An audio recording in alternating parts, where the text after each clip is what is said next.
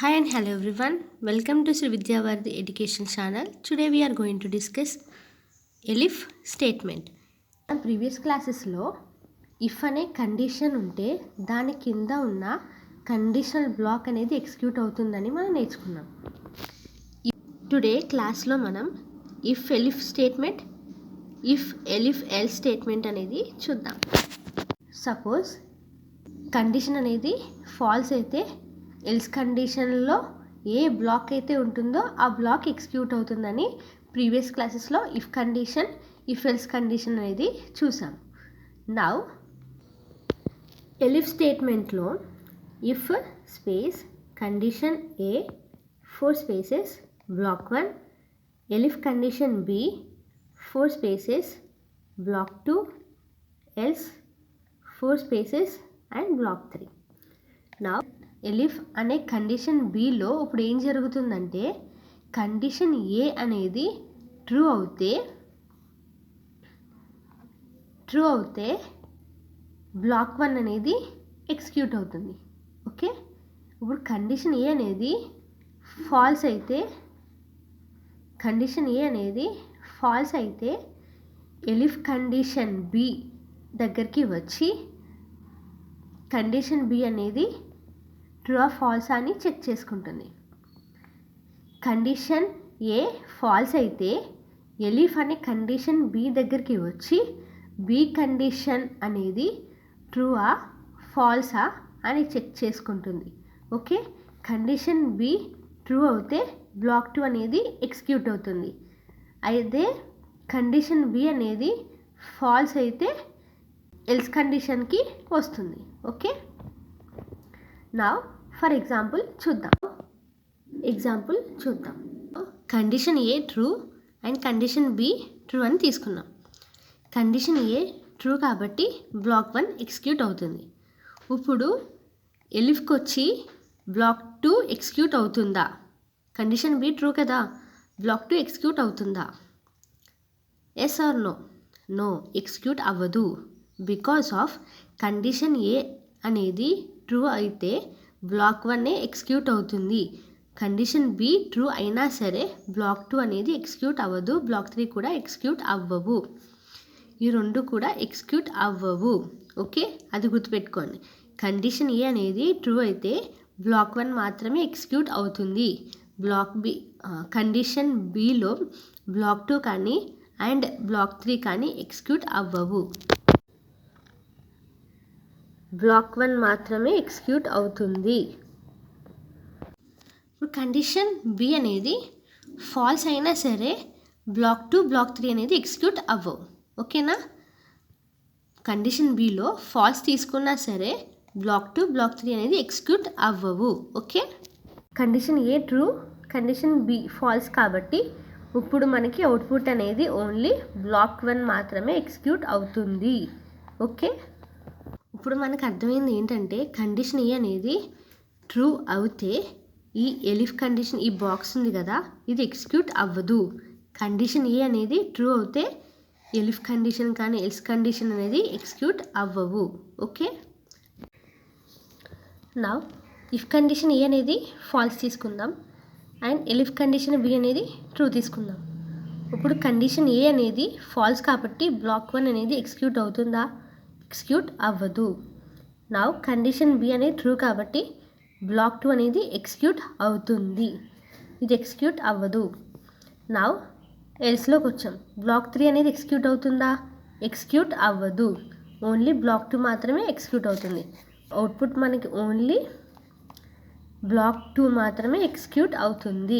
నా condition A అనేది false తీసుకుందాం. కండిషన్ ఎలిఫ్ కండిషన్ బి అనేది ఫాల్స్ తీసుకుందాం. ఇప్పుడు కండిషన్ ఏ ఫాల్స్ కాబట్టి బ్లాక్ 1 ఎగ్జిక్యూట్ అవ్వదు. కండిషన్ బి అనేది ఫాల్స్ కాబట్టి బ్లాక్ 2 ఎగ్జిక్యూట్ అవ్వదు. ఓన్లీ అవుట్పుట్ అనేది బ్లాక్ 3 అనేది మాత్రమే ఎగ్జిక్యూట్ అవుతుంది. ఓకే, నౌ మల్టిపుల్ ఎలిఫ్ స్టేట్మెంట్స్ అంటే we can add any number of elif blocks after if block.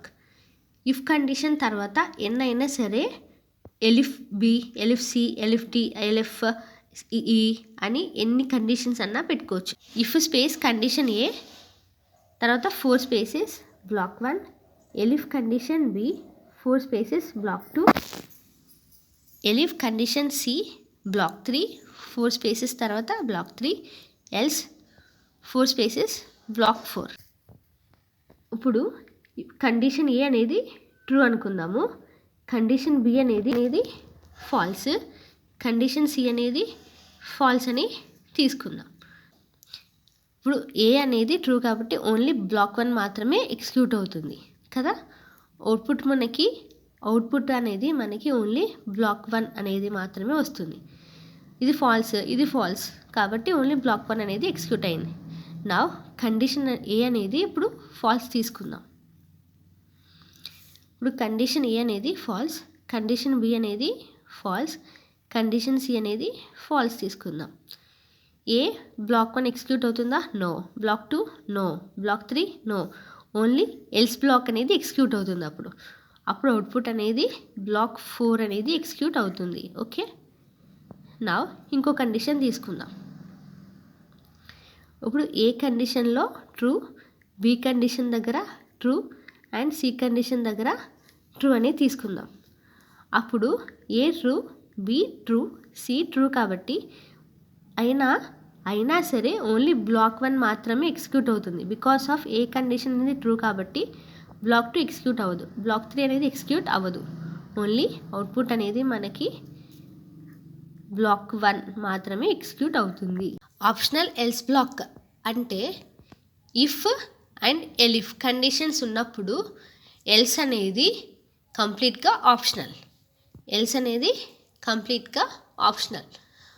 ఇప్పుడు సపోజ్ ఇఫ్ కండిషన్లో ఏ అనేది ఫాల్స్ తీసుకున్నాము, బి అనేది ఫాల్స్ తీసుకున్నాము, సి అనేది ఫాల్స్ తీసుకున్నాము. అప్పుడు ఏ కండిషన్ ఎగ్జిక్యూట్ అవుతుంది, ఏది ఎగ్జిక్యూట్ అవ్వట్లేదు. అప్పుడు ఎల్స్ తీసుకుంటే అప్పుడు ఎల్స్ అనేది కండిషన్ అనేది బ్లాక్ 4 అనేది ఎగ్జిక్యూట్ అవుతుంది. ఓకే, ఇప్పుడు సపోజ్ కండిషన్ ఏ అనేది ట్రూ తీసుకున్నాను, కండిషన్ బి అనేది ఫాల్స్ తీసుకున్నాను, కండిషన్ సి అనేది ఫాల్స్ తీసుకున్నాను. నా అవుట్పుట్ అనేది మనకి ఏం ఎగ్జిక్యూట్ అవుతుంది, బ్లాక్ 1 అనేది ఎగ్జిక్యూట్ అవుతుంది. ఏంటంటే ఒక కండిషన్ ట్రూ అయినప్పుడు ఇంకో కండిషన్ అనేది ఎగ్జిక్యూట్ అవ్వదు. ఓకే, ఇప్పుడు సపోజ్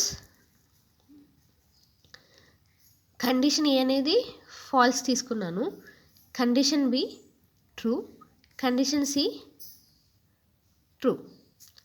నా condition B true, condition C true. ఇప్పుడు కండిషన్ బిలో ఉన్న బ్లాక్ 2 మాత్రమే ఎగ్జిక్యూట్ అవుతుంది.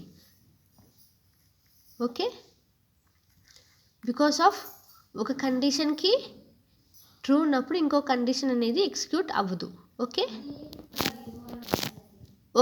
ఒక కండిషన్ అనేది ట్రూ అయినప్పుడు నెక్స్ట్ కండిషన్ అనేది ట్రూ ఉన్నా సరే ఫాల్స్ ఉన్నా సరే ఎగ్జిక్యూట్ అవ్వవు. ఓకే, ఈ నెక్స్ట్ క్లాస్లో ఇఫ్ ఎలిఫ్ ఎల్ స్టేట్మెంట్లో ఎగ్జాంపుల్స్ చూద్దాము. కోడ్ ప్లే గ్రౌండ్లో అంటే కోడ్ని ఎడిట్ చేసి రన్ చేసి చూద్దాం. ఓకే,